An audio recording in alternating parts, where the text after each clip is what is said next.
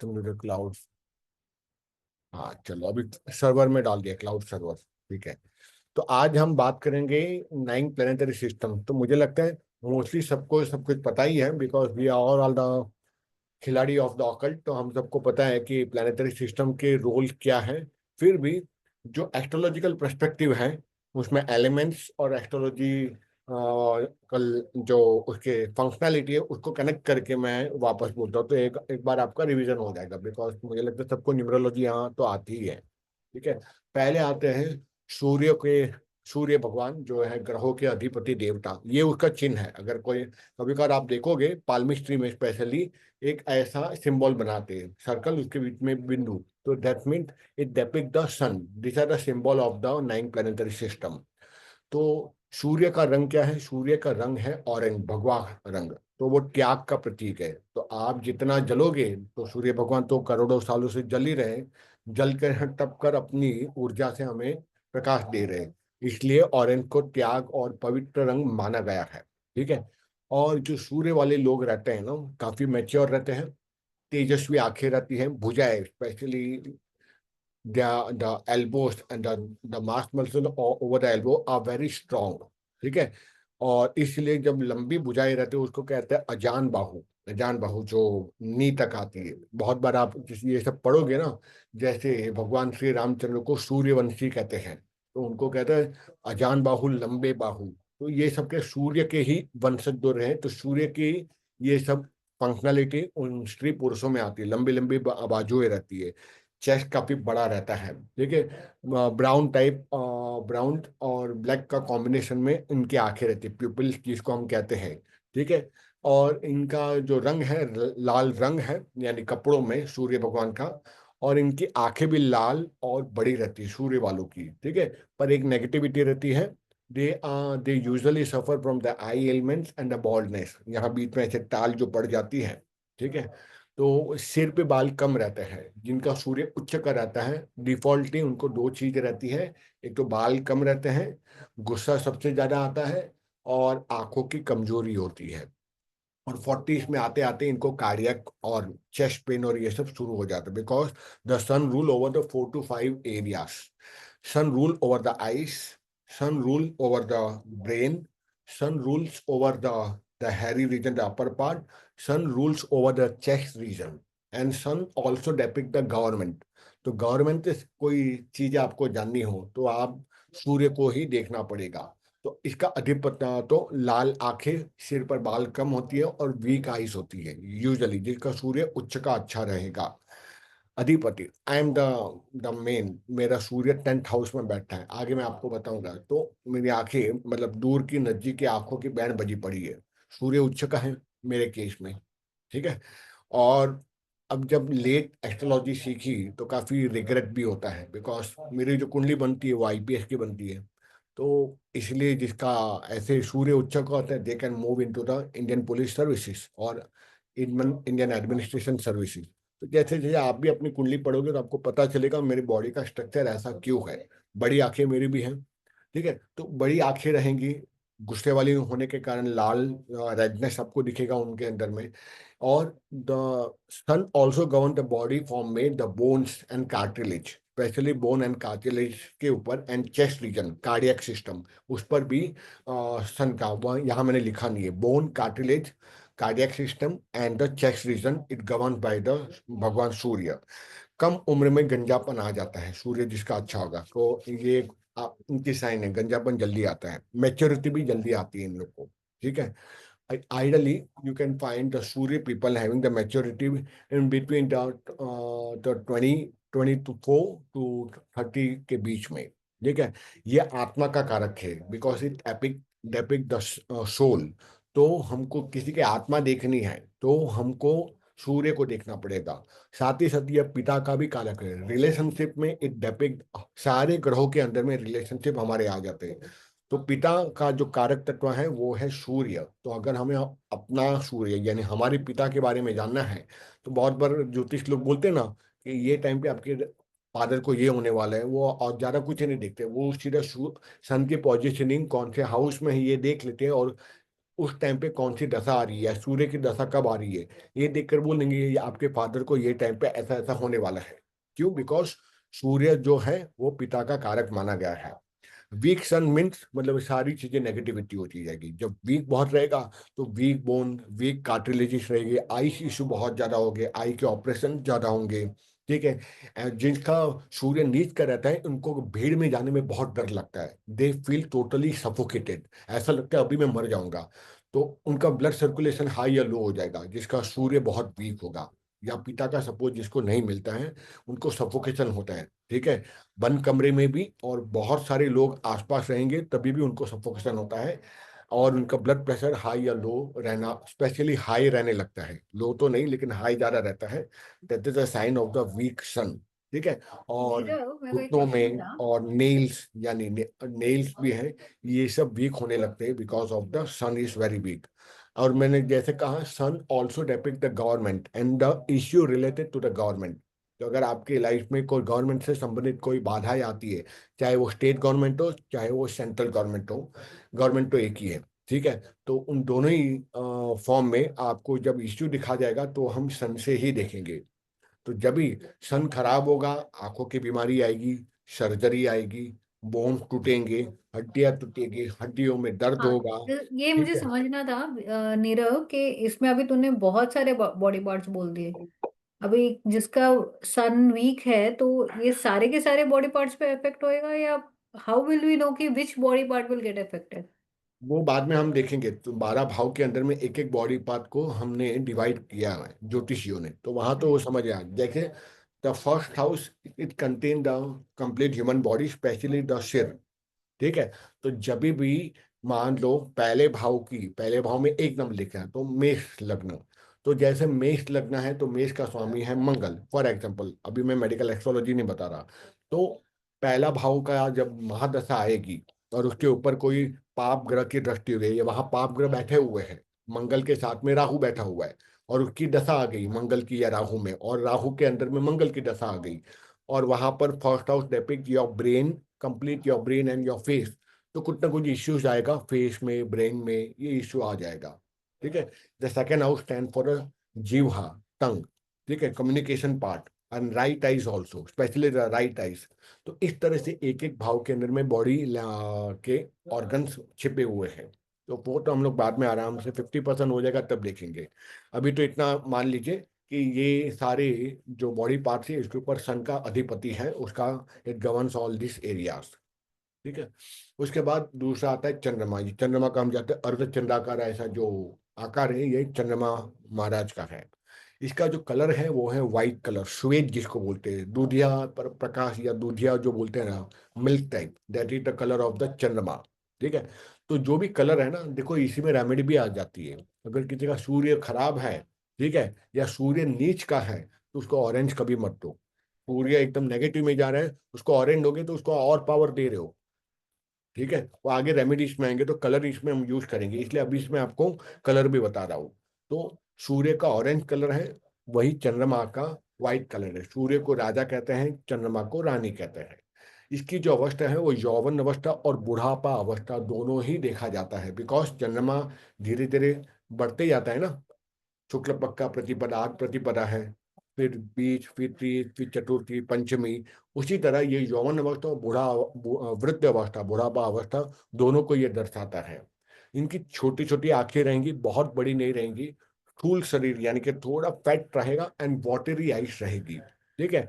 वाणी में एकदम कोमलता आपको दिखेगी। ठीक है। वाणी में कोमलता दिखेगी, मृदु भाषा, मृदु यानी एकदम सॉफ्ट, मृदु यानी सोफेस्टिकेशन। तो मृदु भाषा इनकी रहेगी, वाणी सौम्य, पवित्र रहेगी।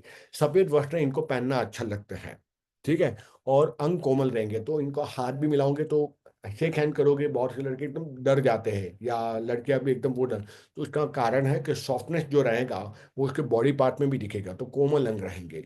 अधिपत्य चंद्रमा का कहाँ पे आता है? ब्लड सर्कुलेशन पे और सबकॉन्शियस माइंड के ऊपर, मैंने यहाँ लिखना भूल गया। ठीक है। और आयुर्वेद के हिसाब से वात और कफ का कारक जो है, और विशेष रूप से कफ का कारक, वात भी नहीं, कफ का कारक चंद्रमा माना गया है। मन का कारक, conscious mind and subconscious mind is rule by the Chandrama, हम सबको पता है। And blood circulation is also been seen. लेकिन जहां तक मुझे याद है ब्लड सर्कुलेशन सीन भी into the Mangal. I think मैंने यहाँ मिस्टेक कर दी, फिर भी मैं देखूंगा। ठीक है। और सबसे बड़ी बात माँ का कारक है, माता का। तो और ये फोर्थ हाउस भी गवर्न करता है काल पुरुष की कुंडली के हिसाब से। पर अभी इतना याद है कि माँ का कारक है और मन का भी कारक, मन दोनों, कॉन्शियस माइंड एंड सब कॉन्शियस माइंड। लिक्विड कैश, अब जो कैश जो घर पे रखते हो ना, लिक्विड कैश या लिक्विड मनी, उसका कारक भी चंद्रमा ही है। चंद्रमा अगर खराब हो गया, हम चंद्रमा को, और बीच में मैंने वो पोस्ट डाला था जब ये कोर्स बनाया था कि माँ और बाप को जिसने ध्यान रख दिया ना, उसके सारे ग्रह उसके कंट्रोल में, जिसने और माता और पिता का ध्यान रखा, सेवा कर दी। क्योंकि पिता जो है वो है सूर्य का कारक और वो है आत्मा का कारक। वही जो चंद्रमा है वो है माता का कारक और मन का। तो जिसके आत्मा और मन एकदम मजबूत हो गए ना, बस उसको और किसी की जरूरत नहीं है, तो उसके पास पैसा अपने आप आता है। ठीक है। जिसके पास चंद्रमा और सूर्य दोनों स्ट्रांग हो गए, या उसका माँ बाप का ध्यान भी रखते हैं तब भी। और ये कहाँ कहाँ आप देखोगे, कच्चा चावल। देखो चावल, अगर कच्चा चावल है ना, रेमिडीज में आएगा, कच्चा चावल इज द मून, वहीं पका हुआ चावल दैट इज द वीनस। ये दोनों में अंतर है। कुछ लोग बोलते हैं चावल डाल दो वो उससे मून की रेमेडी हो गई, लेकिन चावल कौन सा है? कच्चा चावल होगा तो चंद्रमा है, पक्का चावल है तो वो वीनस है। तो कच्चा चावल, चांदी, पानी, दूध और दूध से रिलेटेड प्रोडक्ट और आइसक्रीम, पनीर, ये सब चंद्रमा को डेपिक्ट करते हैं। ठीक है। सूर्य में जितना मुझे याद है, ग्रेन्स में गेहूं जो है, गेहूं और जैगरी, गुड़, ये दो सूर्य को डेपिक्ट करता है ग्रेन्स में। तो अगर आपको सूर्य को अच्छा करना है तो गेहूं की रोटी खाओ, या फिर जो जैगरी यानी कि गुड़ खा लो गर्म पानी के साथ, तो आपको सूर्य उच्च का हो जाएगा, मतलब स्ट्रांग हो जाएगा। कई लोग बोलेंगे हमको मंत्र जप नहीं करना बिना जी, आप कुछ बताइए, मैं थोड़ा आलसी हूँ। तो अब आपको यही यूज करना है, इसके जो ग्रेन्स हैं, धान्य है, उसको कनेक्ट करके आप रेमेडी दे सकते हो किसी को भी। ठीक है। खीर, खीर सबसे बेस्ट तरीका है, क्योंकि उसमें दूध पानी आ जाता है, शक्कर भी आ जाता है, तो वीनस का भी थोड़ा इफेक्ट दिखता है। खीर डेपिक्ट द कंप्लीट चंद्रमा। ठीक है। जिसका चंद्रमा वीक हो, जिसको डर लगता हो, उसको खीर खाने के लिए बोलो, स्पेशल और पूनम, तो उसका माइंड स्ट्रांग हो जाएगा। ठीक है। उसके बाद तीसरा आता है मंगल। ठीक जा रहा हूँ ना, एकदम फास्ट में स्लो में भी तो नहीं जा रहा हूँ? ठीक है। Okay. Okay. No, no, all fine. Okay ठीक है। अब है Mangal, Mars. Actually Mars rules the blood. ठीक है। Blood and blood circulation. ठीक है। Blood and blood circulation is ruled by the Mars. उसका कलर है लाल, रक्त, रक्त वर्ण जिसको कहते हैं। इसका जो मेटल है वो है कॉपर। दुबला पतला शरीर, मार्स वाले हमेशा आपको पतले दिखेंगे। जिसका मार्स का मेजोरिटी उसकी बॉडी गवर्न करेगी। I am the live example of Mars. ठीक है। दुबला पतला शरीर होगा, ये लोग कभी मोटे नहीं होंगे, मार्स वाले लोग। पतली कमर होगी अगर लड़की होगी तो। चमकीले बाल होंगे, अगर आयरन इनमें सबसे ज्यादा है तो बाल काले रहेंगे। लंबे समय तक ये लोग यंग दिखते हैं। उग्र और प्रचंड गुस्से वाले रहते हैं, लेकिन उदार हृदय भी, यानी बड़ा दिल भी रहता है। यौवन अवस्था का प्रतीक है मंगल। जिसका मंगल स्ट्रांग होगा वो जल्दी से उसको बुढ़ापा दिखेगा नहीं। ठीक है। मंगल वाले लोग सबसे लंबे समय तक जवान दिखाई देते हैं। ठीक है। और मांगलिक जो होगा वो भी जल्दी, चाहे वो मांगलिक आंशिक हो या पूर्ण हो, जो मांगलिक होगा वो भी जल्दी से बूढ़ा नहीं दिखेगा। ये भी कई केसेस में देखा है। Even I am also the मांगलिक। ठीक है। हेल्थ टिश्यू में ब्लड एंड ब्लड सर्कुलेशन, वो आपको मंगल से दिखाई देगा। और अधिपत्य इसका मतलब तीन जगह है, blood, blood circulation and bone marrow. It is govern by the Mangal देवता। रिलेशनशिप में आप, ये भाई का कारक है, यानी आपने अपने भाई के साथ झगड़े कर दिए तो ऑटोमेटिकली आपका मंगल खराब हो गया। तो जब भी आपको, और मंगल कारक है भूमि का भी, क्योंकि मंगल भूपुत्र या भूमि पुत्र माना गया है। भू यानी कहते हैं जमीन को, धरती माता को। तो ये धरती से सबसे नजदीक में भी इसको माना गया है, क्योंकि धरती का ये बेटा माना गया है। तो अगर कोई फाइनेंस में भी specially, if there is property issue, समझ जाओ आपका मंगल खराब है। कोई भी घर हो, कोई भी अवस्था हो, मंगल खराब हो जाएगा तो कोर्ट केसेस होना भी स्वाभाविक है। तो इसका डायरेक्शन है साउथ। ठीक है। और अगर इसकी मैं बात करूँ, चंद्रमा, इसका डायरेक्शन है north west in the Vastu. And Surya it is rule in to the east direction. तो वास्तु के हिसाब से इसका ईस्ट डायरेक्शन आता है, ये चंद्रमा का नॉर्थ वेस्ट डायरेक्शन आता है, और हमारे मंगल देवता का साउथ डायरेक्शन आता है। तो अगेन द कोर्ट कचहरी, and also the fire element, आग जनित घटना होना फायर एलिमेंट्स हैं, बिकॉज इसका एलिमेंट फायर है। तो that the fire accident, court cases, court trials, issues by the government in the court, that is also ruled by the Mars, and also the लड़ाई झगड़ा, ठीक है, एंड भाई, it is also depict by the Mangal देवता, ठीक है। इसके बाद आता है मर्क्यूरी। मर्क्यूरी मर्क्यूरी के जैसे कहते हैं ये प्रिंसेस माना गया है, जबकि मंगल को लीडर्स माना गया है, पर वो सेना का अधिपति मंगल माना गया है, इसलिए स्ट्रॉन्ग हेडेड रहते हैं, इसलिए इनका व्हील पावर सबसे ज्यादा स्ट्रॉन्ग रहता है again the fire element mark का आने के कारण। और इनकी लीडरशिप की क्वालिटी आने के कारण ये एक साथ में बहुत सारी जिम्मेदारी लेता है मंगल, और इसीलिए ये बहुत अच्छे टीम लीडर और मैनेजर भी देखे गए हैं। मंगल एंड सैटर्न, मंगल और शनि, ये दोनों टीम लीडर हैं डिफॉल्ट, मंगल शनि और सूर्य। गुरु भी आता है, लेकिन गुरु एक सॉफ्ट नेचर का मेंटरशिप वाला लीडर है, जबकि मंगल फायरी है, तो ये लीड करने में इन लोग को बहुत अच्छा लगता है। मंगल में एक और मैंने देखा है, इन लोग को हमेशा जहां पर भी जाते हैं लीडरशिप की ही पोजीशन अपने आप मिल जाती है, कम उम्र हो या ज्यादा उम्र हो। अगर ये लोग बिल्डिंग में भी जाएंगे तो secretary, president, treasurer, general secretary, ऐसी पोजीशन मंगल वालों को अपने आप मिलती है, because they are inborn leader, ठीक है। अब उसके बाद हम देखते हैं बुध, मर्क्यूरी। मर्क्यूरी को नपुंसक ग्रह माना गया है, इसको प्रिंसेस भी कहा गया है न्यूमरोलॉजी में भी और एस्ट्रोलॉजी में भी। इसका जो कलर है वो है ग्रीन, ठीक है। इसका जो डायरेक्शन आता है वो डायरेक्शन आता है north direction in the vastu, और इवन इन द जन्म पट्टिका में हम देखेंगे डायरेक्शन कैसे देख सकते हैं और वास्तु भी कैसे देख सकते हैं, ऊपर ऊपर से, ठीक है। इन लोग की वाणी जो रहती है मधुर वाणी रहती है, प्रिंसेस कहा गया है, दे आर द प्रिंस, और इसीलिए कि लंबे नेत्र और लंबे बाल थोड़े इनके रहते हैं, इससे आपको समझ में आ जाएगा कि ये वो ही है। और कहीं कहीं पे वीनस का प्रभाव और इसका रहेगा, तो वीनस में घुंघराले बाल रहेंगे, बुद्ध के अंदर में सॉफ्ट उनके बाल रहेंगे और थोड़ा शाइनिंग ज्यादा रहेगा, ठीक है। तो समझ जाओ, लंबे नेत्र, लंबे बाल और मजा का स्वभाव जो रहता है वो है बुद्ध का रहता है। घूमना फिरना और फ्रेंड्स के आसपास रहना, ये बुद्ध वालों को सबसे अच्छा लगता है। और बुद्ध आप जानते हैं बुद्धिमानी का प्रतीक है, हाई आईक्यू का प्रतीक है, और सहनशीलता के भी प्रतीक है, और साथ ही साथ Buddha also stand for a bigness, ठीक है। और जिसका अच्छा बुद्ध रहेगा उसका बिजनेस बहुत अच्छा चलता है। रिलेशनशिप की अगर बात करूं, इसमें मैं लिखा नहीं है, बुद्ध का रिलेशनशिप होता है बहन, बेटी और बुआ, तीनों से, बहन, बेटी और बुआ, ठीक है। तो अगर आपने अपनी बहन, बेटी या बुआ से पंगा ले लिया तो आपका बिजनेस डाउन हो गया अपने आप, कुंडली देखने की ही जरूरत नहीं है। तो इसलिए कहा गया है एवरीथिंग इज कर्म, बिकॉज हम जैसे कर्म करेंगे आसपास रिलेशनशिप में जो भी रहेंगे, उससे हमारे प्लैनेट इंस्टेंटली अच्छे या खराब हो जाते हैं, उस टाइम पे दशा अंतरदशा देखने की जरूरत नहीं है, ठीक है। तो इनका अधिपत्य है सेंट्रल नर्वस सिस्टम, जो स्पाइनल कॉर्ड्स और अंदर की जो नर्वस सिस्टम है वो गवर्न करता है मर्क्यूरी महाराज। और सबसे ज्यादा, उससे भी ज्यादा वो है स्किन, चर्म, चर्म रोग जिसको होते हैं ना, उसका बुद्ध खराब हो जाता है। जो अपने बहन बेटियों को मारता है, गालियां देता है ना, उसको फटक से उसका स्किन डिसीज आती है, आपको देखने की जरूरत नहीं है, ठीक है।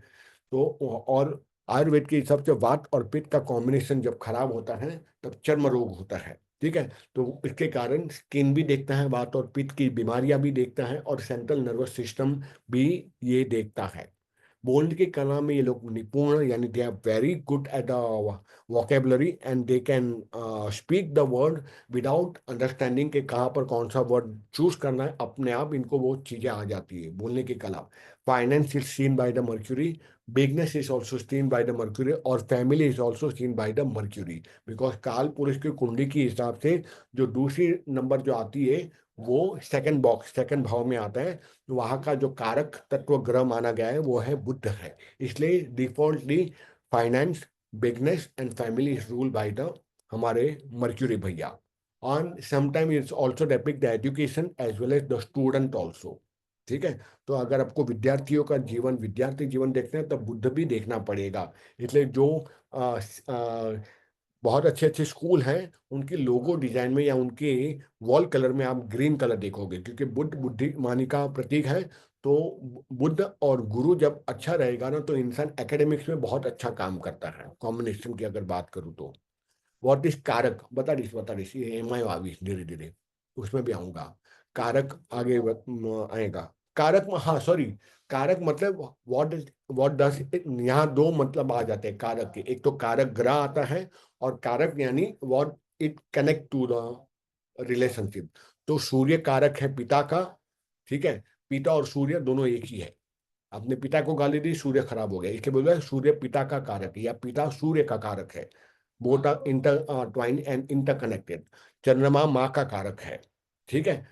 For you your childrens they are the Budh, Karishma તમારે કહું છું, તમારા માટે પ્રિયંકા ને તમારી નાની જેનું નામ ભૂલી ગયો, Yeah, ठीक both है। Sakshi, okay. Sakshi, both are the Mercury for you, and for them you are the Chandrama, ठीक है। तो वैसे बोलते हैं कारक, ठीक है। तो ये आपको हमेशा ध्यान रखना है कि कलर कॉम्बिनेशन बहुत अच्छा है। और जितने भी ग्रीन लीफी वेजिटेबल्स है, तुलसी है, ये सब बुद्ध को डेपिक्ट करता है। All the green leafy vegetables are the Mercury defaultly. पुदीना वो भी मर्क्यूरी है, तुलसी ये भी मर्क्यूरी है, मनी प्लांट ये भी मर्क्यूरी है। सारे प्लांट्स जो है that come to the Mercury form, ठीक है। हेलो, हाँ चल, हाँ चलते चलते मैं हमारा क्लास છે क्लास ચાલુ છે મારા એસ્ટ્રોલોજી, हाँ चल, ठीक है। तो ये है मर्क्यूरी, ठीक है। उसके बाद हम बात, और अगर वास्तु की बात करें तो जो सीढ़ियाँ होती है staircase in house, that is also the mercury. अगर आपने अपनी घर की सीढ़ियाँ या फिर बिल्डिंग की सीढ़ियाँ हैं, ठीक है, वो टूट गई है, तो या अपने घर में कोई सीढ़ी इंटरनल स्पाइरल भी सीढ़ियाँ रहती है, अगर वो कहीं से कट गई है टूट गई है हल्का सा, तुरंत रिपेयरिंग करा दो। क्योंकि सीढ़ियाँ यानी कि बिगनेस, सीढ़ियाँ यानी कि माँ बेटी, बहन बेटी और बुआ, ठीक है। तो रिलेशनशिप में भी खटास आ जाएगी और बिजनेस भी खराब हो जाएगा, because staircase in the house is seen as a Mercury also. अब हम अगला है जुपिटर, बृहस्पति जिसको हम कहते हैं। इसका ड्रेस भी येलो कलर का है, और इसका डिफॉल्ट कलर भी येलो ही है। बृहस्पति जिसको कहते हैं, देव गुरु भी जिसको कहते हैं, ठीक है। बृहस्पति वाले लोग हमेशा मोटे रहते हैं। द द डायरेक्शन और zone it is seen as a north east direction in to the Vastu as well as in to the normally north east is ruled by the Brihaspati. तो नॉर्थ ईस्ट का दो देवता भी माने गए हैं, भगवान शिव को भी वहाँ उसका स्थान माना गया है, और साथ साथ में जुपिटर को भी वहाँ माना गया है। तो दो नहीं, बात ही है कि वे शिव इति गुरु, गुरु इति शिव। तो शिव को ही शास्त्रों में गुरु माना गया है, और गुरु को ही शिव ही माना गया है, ठीक है। तो नॉर्थ ईस्ट का दो देवता है, या एक ही देवता के दो स्वरूप है, Jupiter as well as the bhagwan Sadashiv. अब इनकी भरी हुई आंखें रहेंगी, बड़ी आंखें होंगी, मांस मांस मसल ज्यादा होंगे, और मोटा शरीर होगा, चौड़ी छाती रहेगी, ठीक है। अरे इसका सिंबल ऐसा क्यों है कि क्या, जुपिटर का ऐसा 2 और 4 जैसा? ये इसका सिंबल है पाल्मिस्ट्री के अनुसार, पाल्मिस्ट्री और एस्ट्रोलॉजी में इसका सिंबल है।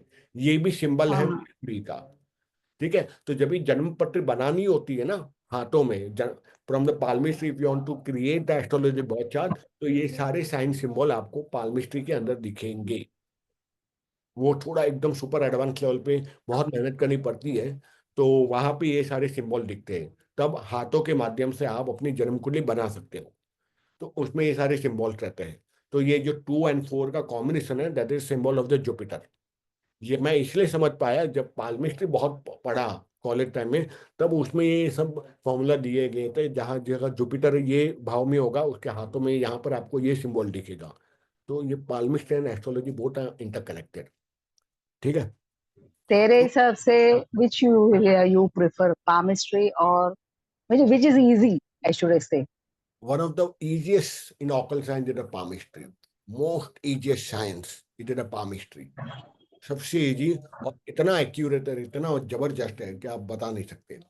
पामिस्ट्री बहुत ही अच्छा। Even my first love in occult is the palmistry only, वहीं से स्टार्ट किया था, अच्छा। ओ, ठीक है। उसके बाद क्योंकि एस्ट्रोलॉजी में बहुत झमेला लग रहा है अभी मेरे को।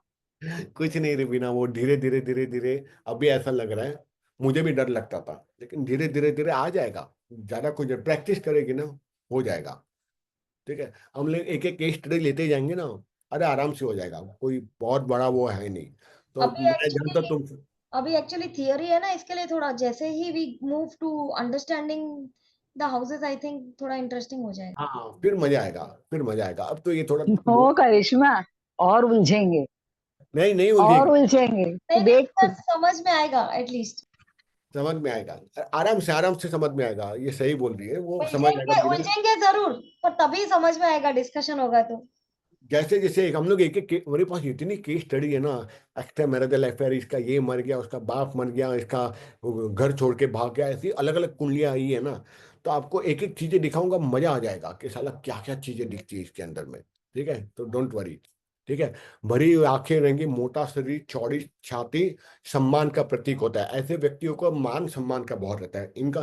गुरु वाले लोग का पैसा नहीं चाहिए, इनको चाहिए उनको कोई भाव दे कि आप महान, बस ये खुश हो गए जुपिटर वाले लोग। इनको बिकॉज ये सम्मान प्राप्ति व्यक्ति होता है, इनको खाली अपनी सेल्फ डिफेंस और सेल्फ एस्टीम के बारे में बहुत पड़ी रहती है। अगर चंद्रमा के साथ गुरु उच्च का हो, तब तो 100%। गुरु तो अच्छा है, लेकिन चंद्रमा भी उच्च का हो गया ना, तो ये लोग भाई साहब, इनका वेट कभी लॉस होता ही नहीं, जबरदस्त मोटे बन जाते हैं। जिसका चंद्रमा और गुरु दोनों उच्च का होते हैं, डिफॉल्ट ये लोग मोटे हो ही जाता है। आकर्षण शरीर रहता है, क्योंकि चंद्रमा, sorry, because Jupiter stand for the संतान सुख।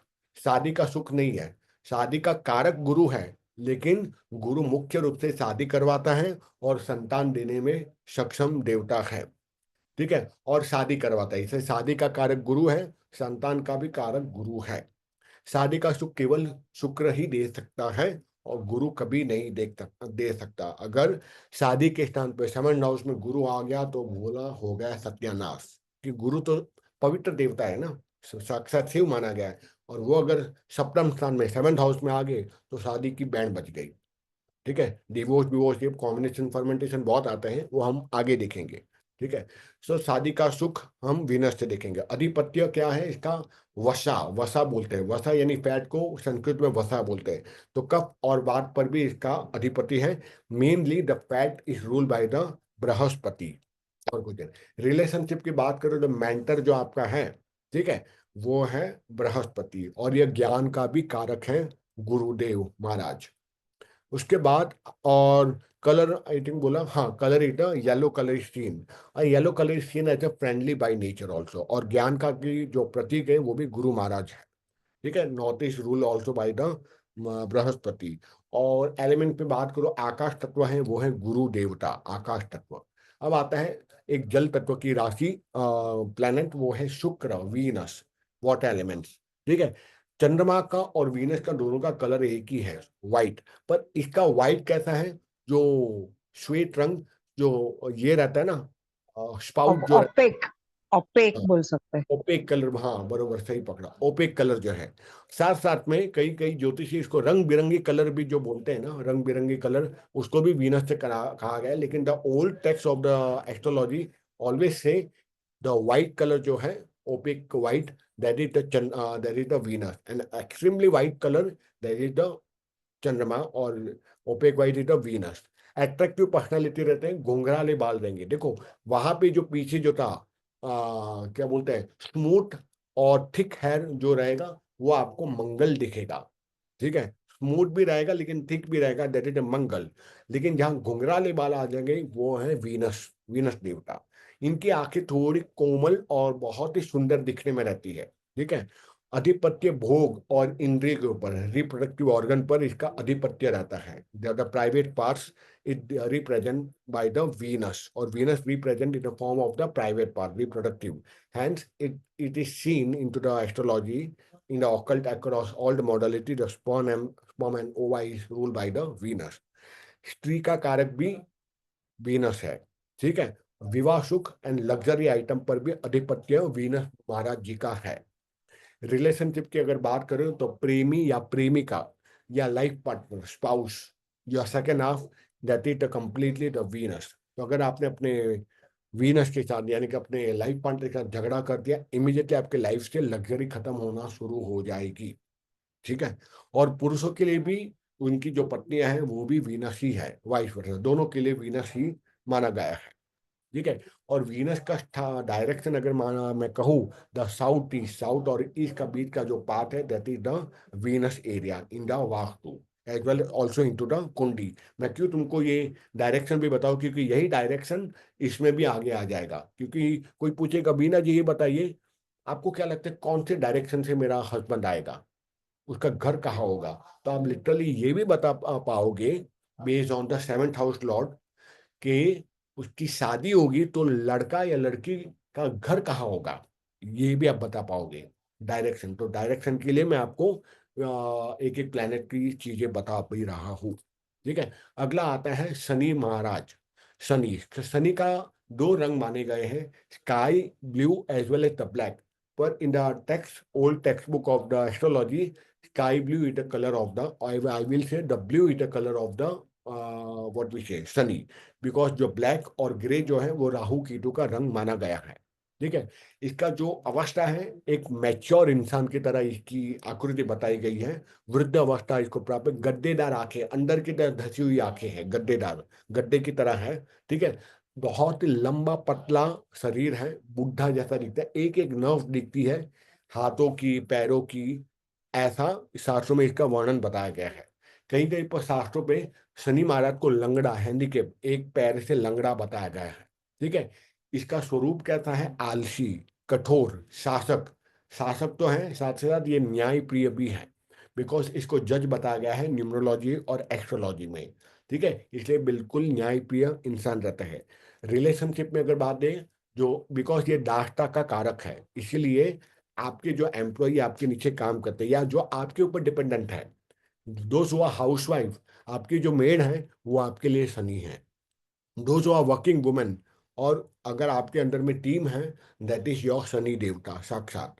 अगर आप बिजनेस कर रहे हो, बिजनेस वुमन हो, और आपने टाइमली सैलरी आपने नहीं दी अपने एम्प्लॉयज को, आपका शनि इंस्टेंटली खराब हो गया। ये देखा गया है, जो लोग अपनी कंपनी के एम्प्लॉय की सैलरी होल्ड पे डालते हैं, गाली गलौज करते हैं, मॉलेज करते हैं, 5 साल के अंदर में कंपनी बंद हो जाती है।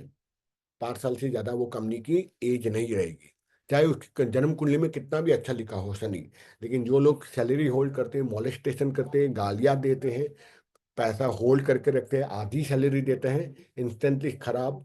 और अगर ये कंटिन्यू रहा तो 5 साल के अंदर कंपनी का शटर डाउन हो जाएगा।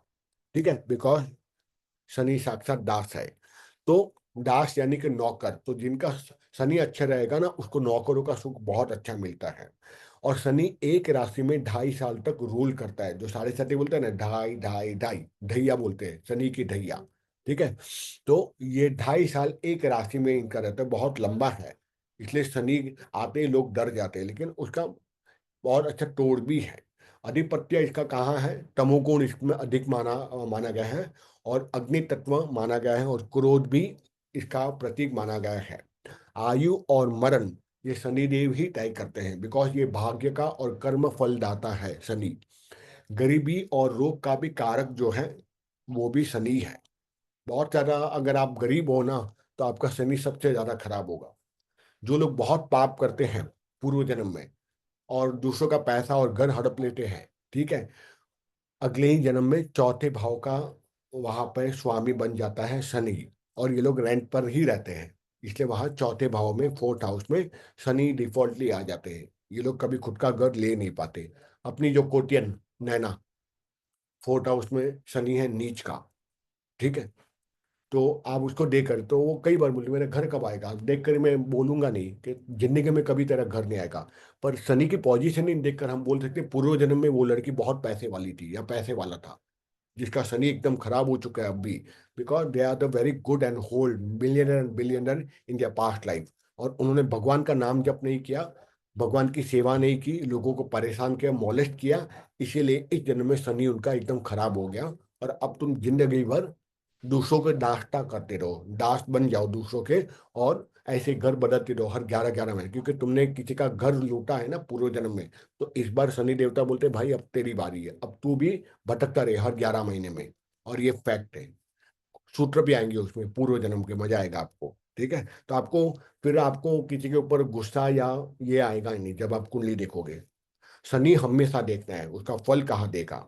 ठीक है। तो आयु, मरण, गरीबी, रोग, ये सब शनि तय करते हैं, क्योंकि शनि कर्मफल दाता है। ठीक है। और जेल का भी कारक जो है वो भी शनि है।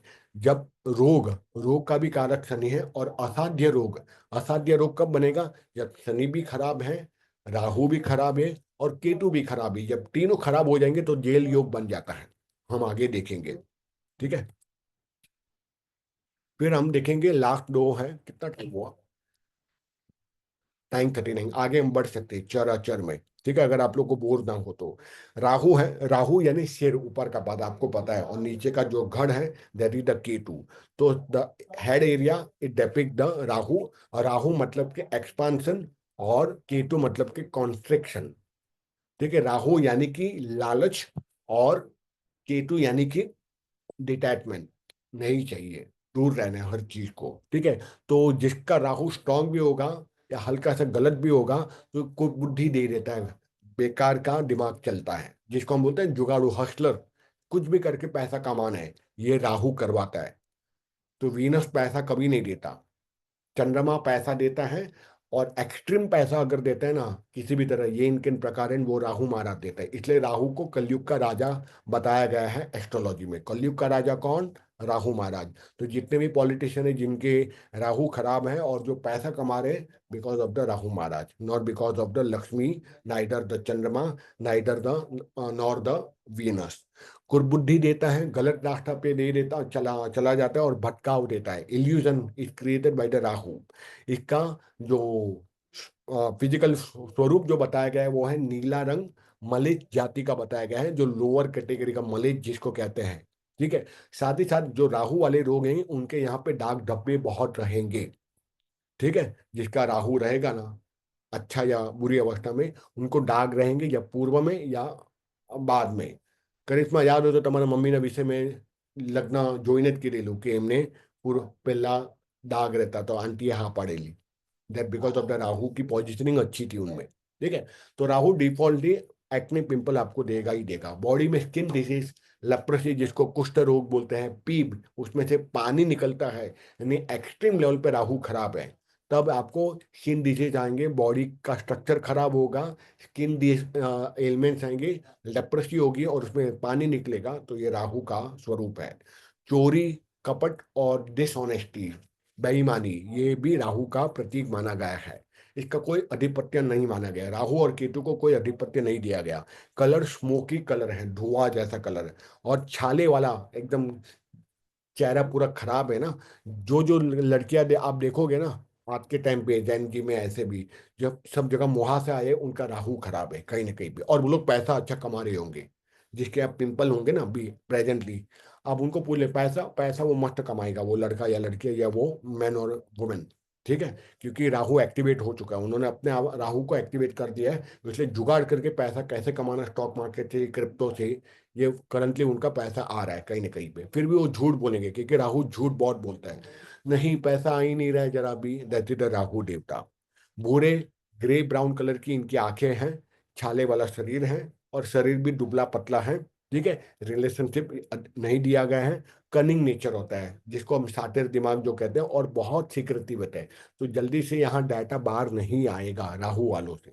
राहु एक्स्ट्रा देते हैं, हर चीज में एक्स्ट्रा मांगते हैं। They will never get satisfied, they want everything at any cost. ये इनके प्रकार हैं, चोरी चमाटी, झूठ बोल के, ब्राइब देकर। Bribe is also sin by the Rahu. ठीक है। और केतु क्या होता है? केतु डिटैचमेंट देता है। तो Rahu is the expansion, Ketu is the detachment.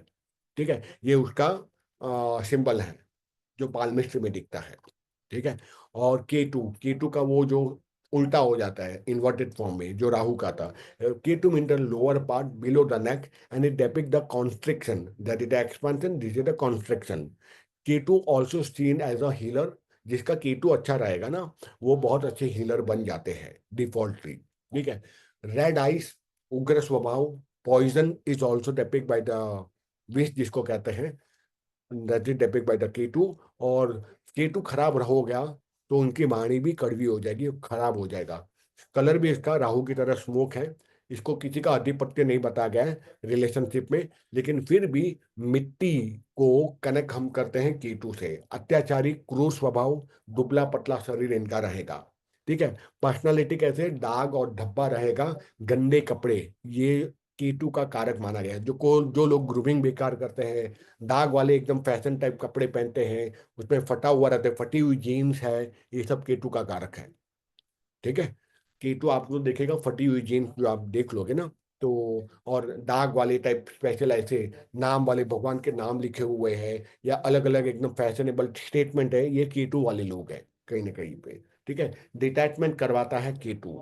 जिस ग्रह के साथ अगर बैठता है उससे वो डिटैच कर देता है और वहां की पावर हमेशा कम कर देता है। उसी तरह राहु जिस ग्रह के साथ जिस भाव में बैठता है, वो एक्सपांशन अधिक मात्रा में चाहता है और साथ साथ में ग्रीडीनेस देता है, उस भाव की पावर को एक्सपांड कर देता है। राहु और केतु को कोई रिलेशनशिप नहीं दिया गया है। जिस ग्रह के साथ केतु बैठता है उस ग्रह के को वो कम या खराब कर देता है, वाइस वर्सा। राहु जिस ग्रह के साथ बैठता है, जिस भाव में बैठता है, उसकी क्वालिटी को वो बढ़ा देता है और ग्रीडीनेस दे देता है। ठीक है। अब हम बात करेंगे नक्षत्र की। टाइम कितना है अपने पास? 9:44 और 15 मिनट है। आगे बढ़ना है या कोई क्वेश्चन? बीना तो हाँ बोल रही है, करिश्मा भी हाँ। ठीक है नैना, आगे बढ़े, 15 मिनट बाकी है। ठीक है। अब हम बात करेंगे नक्षत्र की। जो नक्षत्र है, हर एक राशि में 2.5 नक्षत्र रहते हैं। ये आपको बहुत ज्यादा मगअप करने की लिए जरूरत नहीं, बिकॉज जो वैदिक पराशरी जो ज्योतिष है जो हम सीख रहे हैं ना, that is based on the 12 house and 12 zodiac sign. ठीक है। उसमें नक्षत्र बहुत कम हम यूज करते हैं, तो you don't need to getting more into the technicality of the nakshatra. ठीक है। और मुझे में इतना नॉलेज नहीं है नक्षत्र को ऑनेस्टली। एक राशि में 2.5 नक्षत्र या 2.5 नक्षत्र का एक राशि होता है, और एक राशि के अंदर में 4 नक्षत्र आते हैं। ठीक है। 4 चरण आते हैं एक नक्षत्र में, पहला चरण, दूसरा चरण, तीसरा चरण, चौथा चरण। जब नाम राशि की हम बात करें ना, तो इन वैदिक शास्त्र, ये सिलेबस में नहीं लेकिन मुझे याद आया तो बता रहा हूँ। अगर जो किसी बेबी का नाम लिखना होता है, तो पहला द वैदिक शास्त्र से आपको कौन सा नक्षत्र है उस बेबी का, उसमें कौन सा चरण है, पहला हर चरण के अलग अलग अक्षर बताए गए हैं। The first preference always given to the nakshatra. अगर नक्षत्र के आधार पे और उसमें भी चरण के आधार पे आपने बेबी का नाम रख दिया, तो कहते हैं 90% उसकी लाइफ की सॉल्यूशन क्लियर हो गई, निकल गई। ठीक है। और अगर वो पॉसिबल है, then the second part we seen for the Chandrama किस राशि में बैठा है उसके आधार पे हम नाम रखते हैं। लेकिन वैदिक एस्ट्रोलॉजी से आपको नक्षत्र के चरण के आधार पे अगर नाम रखोगे, तो आपको 90% आपकी इशू बच्चे के वहीं रिजॉल्व हो जाएगी। लेकिन ऐसा होने देती नहीं है प्रकृति, आपके पाप कर्म का आपको हिसाब देना पड़ेगा, इसलिए आप भूल जाओगे। ठीक है। बहुत कम लोग हैं जिसका नक्षत्र के आधार पे जिनका नाम रखा गया है। नक्षत्र में भी चरण, और हर राशि में 9 चरण होते हैं, और 27.3 डेज यानी 17.5 दिन, 27.5 दिन में चंद्रमा पृथ्वी का एक नक्षत्र एक चक्कर लगाता है। कुछ कुछ ज्योतिषी लोग 28वें नक्षत्र, कुल तो 27 कॉन्स्टेलेशन 27 ही नक्षत्र होते हैं, लेकिन कुछ कुछ ज्योतिषी 28वां नक्षत्र भी मानते हैं। अभिजीत को भी नक्षत्र मानते हैं, अभिजीत मुहूर्त जिसको हम कहते हैं। अभिजीत मुहूर्त वेडनेसडे को नलीफाई हो जाता है, तब देखते नहीं है। डेली 11:30 से 12:30 के बीच में जो मुहूर्त आता है डिफॉल्टली, उसको बोलते हैं अभिजीत मुहूर्त। वहां कोई भी अच्छा काम आंख बंद करके आप कर सकते हो, लेकिन वेडनेसडे को छिड़को, क्योंकि वेडनेसडे को अभिजीत मुहूर्त नलीफाई हो जाता है वैसा। ठीक है। तो 28वां जो नक्षत्र जो माना गया है, ज्योतिष जो बोलते हैं, वो है अभिजीत मुहूर्त, अभिजीत नक्षत्र। ठीक है। तो 12 राशि को मल्टीप्लाई करेंगे 27 नक्षत्र में, तो 108 चरण आ जाएंगे। ठीक है। मेरा क्लास चल रहा है एस्ट्रो का, 15 मिनट बाद फोन करता हूँ। ठीक है। मैक्सिमम 6 तारे का एक नक्षत्र होता है, उससे ज्यादा नहीं होता। और एक नक्षत्र में मैंने कहा एक राशि में 9 चरण का एक बनता है, और एक नक्षत्र 13.20 मिनट का रहता है। ठीक है। और अब सबसे इंपॉर्टेंट मूल नक्षत्र, जो हम सुनते हैं ना, 6 प्रकार के मूल नक्षत्र माने गए हैं। ठीक है। क्योंकि मूल कैसे बनते हैं, वो बोलते हैं मूल में बच्चे का जन्म हुआ है। मूल में जिस बच्चे का, मूल नक्षत्र में जिसका जन्म हुआ, उसकी लाइफ में मैक्सिमम प्रॉब्लम होती है। तो इसलिए नक्षत्र का यहाँ विवरण दिया गया है। हर नक्षत्र के, हर 6 नक्षत्र जब आते हैं और क्रम के अंदर में, जैसे 7वां नक्षत्र आता है ना, छठे और 7वें नक्षत्र के बीच में गांठ बन जाती है, उस गांठ को हम कहते हैं मूल नक्षत्र। जैसे पहला नक्षत्र अगर आप देखोगे मेरे नोट्स में, आ गया वो नक्षत्र, पेज नंबर 10। નક્ષત્રના છે મૂળ हाँ મૂળ नक्षत्र। हाँ उसमें है। जैसे आप देखोगे ना, अश्विनी, भरणी, कृतिका, रोहिणी, मृगशिरा, आद्रा। आद्रा के बाद जैसे पुनर्वसु आ जाएगा ना, आद्रा और पुनर्वसु के बीच में जो एक गांठ बन जाएगी, जिसको ज्वाइन करते हैं, उस गांठ को हम कहते हैं मूल नक्षत्र। तो इन नक्षत्रों में जन्मे व्यक्ति को 5 सालों तक, तो जन्म से लेकर 5 साल तक बीमार ही रहेगा। मैं भी ज्येष्ठ नक्षत्र हूँ, I am the also born in मूल नक्षत्र। और इसकी शांति करानी, वापस बोल, मेरा समझा नहीं क्या बोलते थे। 1 2 3 4 5 6। ठीक है। हाँ। उसके बाद 7 नक्षत्र आता है ना, तो छठे और सातवें नक्षत्र के बीच में एक गांठ बन जाती है, दोनों को कनेक्ट करता है। जैसे वो ट्रांजिट होता है ना, छठे के बाद सातवीं राशि में नक्षत्र में जब जाता है प्लैनेट, तो वो जो कंजंक्शन, जो गांठ बनती है ना, उसको हम मूल नक्षत्र बोलते हैं, वो मूल बोलते हैं, वहां गांठ बन जाती है, ट्रांजिशन। वो आगे आपको बताऊंगा कैसे करके। ठीक है। पर ये है, जिनका जो मूल नक्षत्र आता है उनको शांति करानी चाहिए। और यहाँ पे मेरे पास एक फॉर्मूला है, ये देखो, आखला, आश्लेषा, ठीक है, और मघा। मैंने बोला ना, आश्लेष और मघा, ये दोनों हैं मूल नक्षत्र माने गए हैं। तो कर्क और सिंह राशि जिसकी रहती है मूल नक्षत्र की, उसी तरह ज्येष्ठा और मूल। ज्येष्ठा आप देखोगे 10 नंबर की आपका नोट्स होगी, ज्येष्ठा कहाँ गया, ज्येष्ठा और मूल। जैसे ज्येष्ठा और मूल में राशि परिवर्तन होता है ना, ट्रांजिट होता है ना, वहां पे एक गांठ बन जाती है। और उसमें अगर वृश्चिक राशि और धनु राशि वालों को अपने आप ये नक्षत्र दोष लग जाता है। तो जैसे ज्येष्ठा से मूल नक्षत्र की तरफ जैसे राशि आती है ना, उस बीच में ही गांठ बन जाती है, वहीं उसका जन्म होता है। जब गांठ बन जाती है, नॉटिंग बन जाती है, तो वहां उसको कहते हैं मूल दोष लग गया उस बच्चे को। तो मेरी वृश्चिक राशि है, डिफॉल्टी और ज्येष्ठा नक्षत्र है, ठीक है। तो मेरे को automatically I am born in मूल नक्षत्र। तो ये लोग हमेशा बीमार बने रहते हैं, मूल नक्षत्र वाले लोग। फिर तीसरा देखो, तीसरी गांठ कब बनती है, रेवती नक्षत्र और अश्विनी के बीच में। अश्विनी पहला नक्षत्र है, तो जैसे रेवती नक्षत्र खत्म हुआ और अश्विनी में राशि चली जाती है, मीन और मेष राशि में परिवर्तित होता है, it get transit from Meen to Mesh, उसके बीच में गांठ बन जाती है, दोनों को कनेक्ट करता है, एक नॉट बन जाती है, उसको हम कहते हैं मूल नक्षत्र। तो इसलिए रेवती में बॉर्न और अश्विनी में बॉर्न, उन लोग को डिफॉल्टली ये नक्षत्र दोष लगता है, जिसको हम कहते हैं मूल नक्षत्र का दोष लगता है।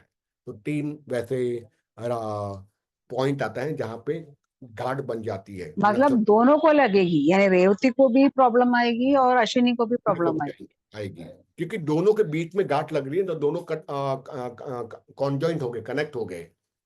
रेवती के बाद अगला वापस पहला नक्षत्र, रेवती 27वां नक्षत्र है, फिर वापस वो साइकिल स्टार्ट होती है। तो जब वो रेवती से अश्विनी में जाएगा ना, वहां गांठ बन गई, तो रेवती और अश्विनी के बीच में गांठ बन गई, तो मीन और मेष राशि वालों को मूल नक्षत्र का दोष लग जाता है। उसी तरह नक्षत्र भी वही है, ठीक है।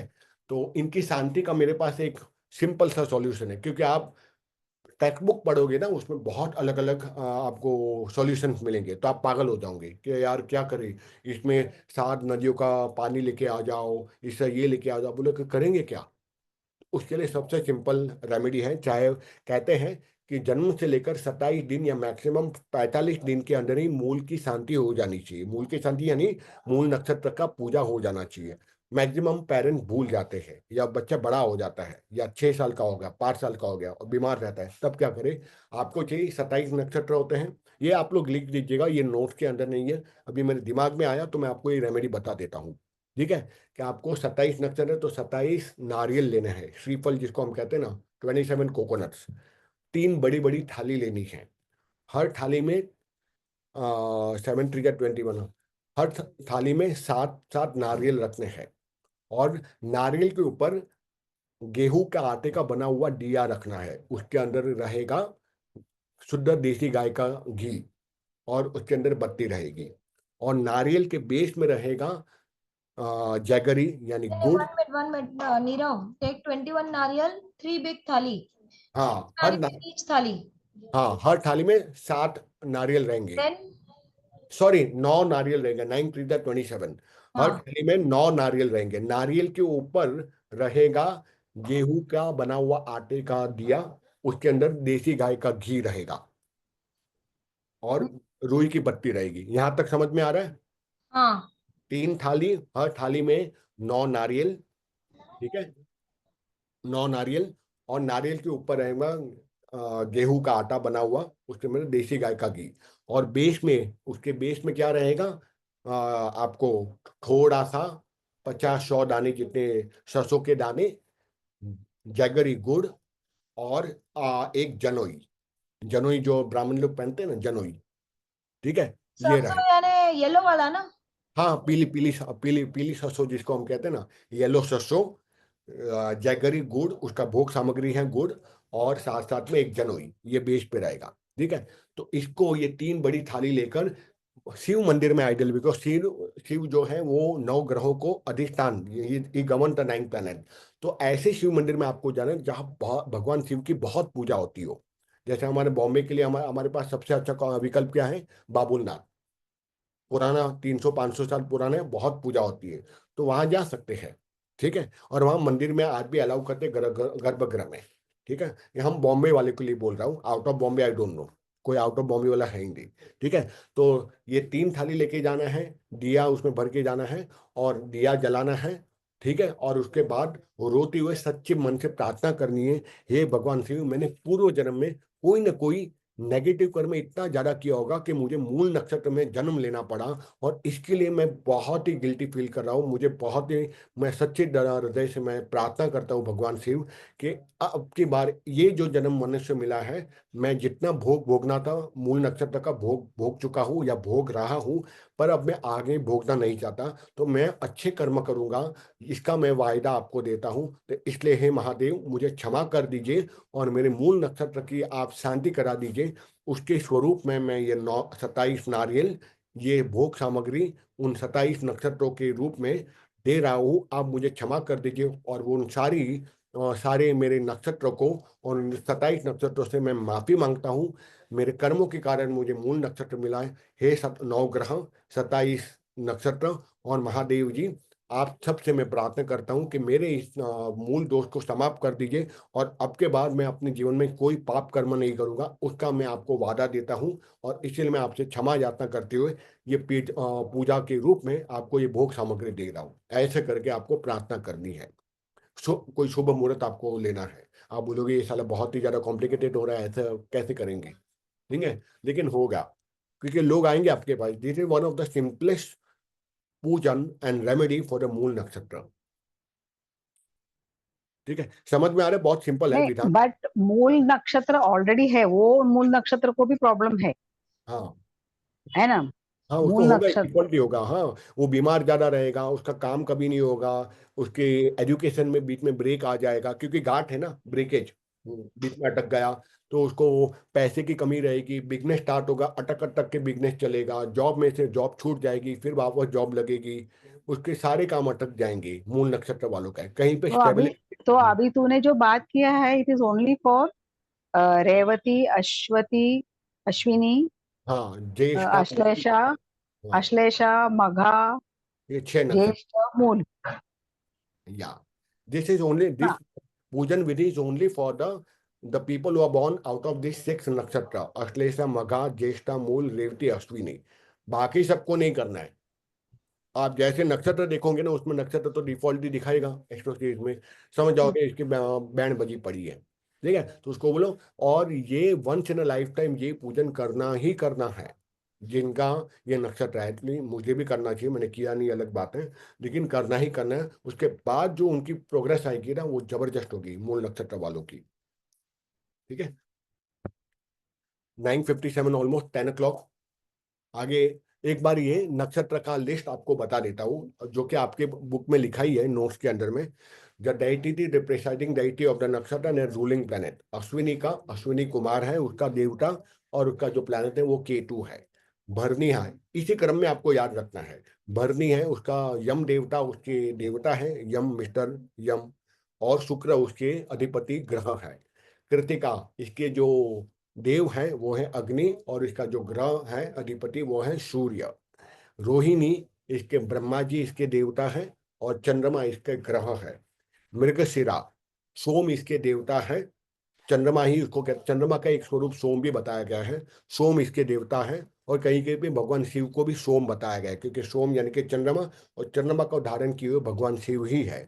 तो सोम एक देवता भी है, इसके अंदर में आते हैं वास्तु देवता में, ब्रह्मा भी उसमें आते हैं। ठीक है, लगभग जितने भी देवता इसमें जो बताए गए ये सारे वास्तु देवता हैं कहीं ना कहीं। मृगशिरा द सोम उसके अधिपति, और मंगल इसके देवता है। आर्द्रा नक्षत्र के जो अधिपति देवता है वो है रुद्र, और उसके जो गवर्निंग देवता है वो है राहु। ठीक है, उसके बाद पुनर्वसु, इसके जो प्रिसाइडिंग जो देवता है वो है अदिति, और जुपिटर उसका ग्रह है। पुष्य नक्षत्र के जो अधिपति देवता है गुरु महाराज हैं, और शनि इसके देवता है। अश्लेषा नक्षत्र, सर्प इसके देवता है, सर्प भी बोल सकते हो, नाग भी बोल सकते हो, नाग देवता।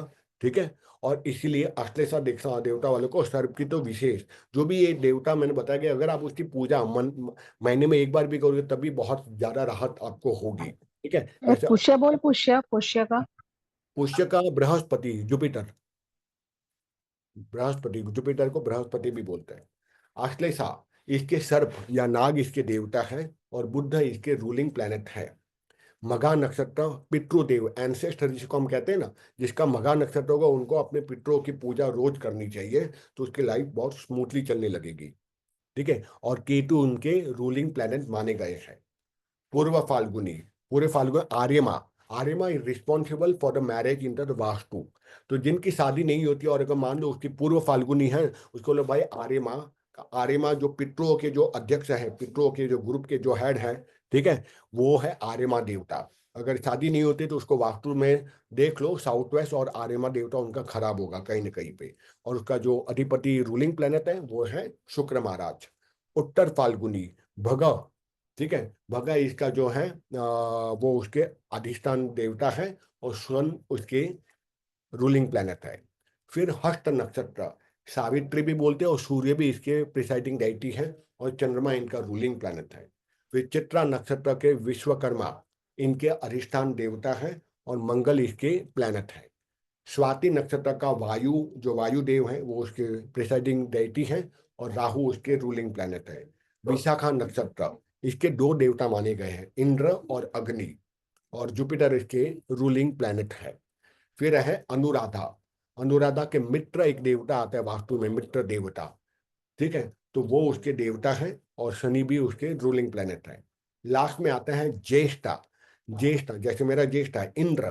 ठीक है, इंद्र इनके देवता है, और बुध इनके अधिपति ग्रह है। फिर आता है मूल नक्षत्र निरति, नैरुति जिसको हम कहते हैं, नैरुति भी बोलते हैं, निरति भी बोलते हैं, और केतु उसका प्लैनेट है। पूर्व साधा, अपाह, अपाह ये एक देवता है वास्तु के नाम। तो आप लोग जो वास्तु नहीं जानते, आपको लोग ये कहाँ पहली बार हम लोग देवता के नाम सुने। दिस इज द देवता is seen into the vastu also. हम जिस घर में रहते हैं ना वहाँ सारे देवी देवता आ जाते हैं। अपाह जिसको बोलते हैं, और शुक्र उसका रूलिंग प्लैनेट है। उत्तर साधा विश्वदेव, विश्वदेव और विवस्वान भी कहते हैं, वो सूर्य उसका अधिष्ठान देवता है। श्रवण नक्षत्र उसका विष्णु उसका अधिष्ठान देवता है। तो हमको अपने अपने अगर नक्षत्र के लॉर्ड पता है ना, उसकी भी खाली पूजा कर ली ना, फटाफट आपको ग्रोथ मिलेगी। ठीक है, तो this is also one of the remedy. और चंद्रमा विष्णु के साथ साथ में उसके अधिष्ठान प्लैनेट है।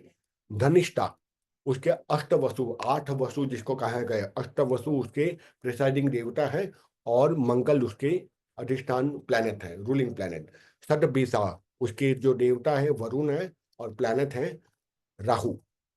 ठीक है, और लास्ट के तीन है पूर्व भाद्रपद, अजिक्य पद है, वो एक देवता है, और गुरु उसके प्लैनेट है।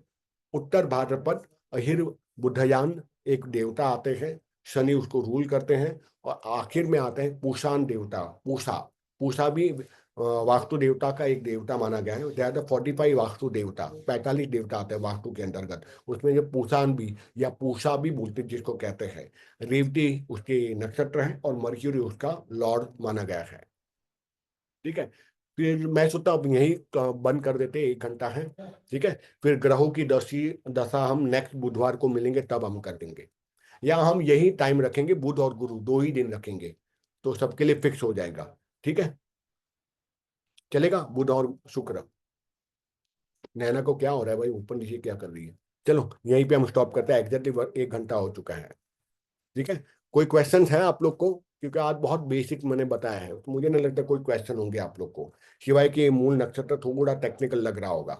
ठीक है, चलिए तो फिर अगले बुधवार को ही मिलते हैं। बाय। Okay. Okay bye.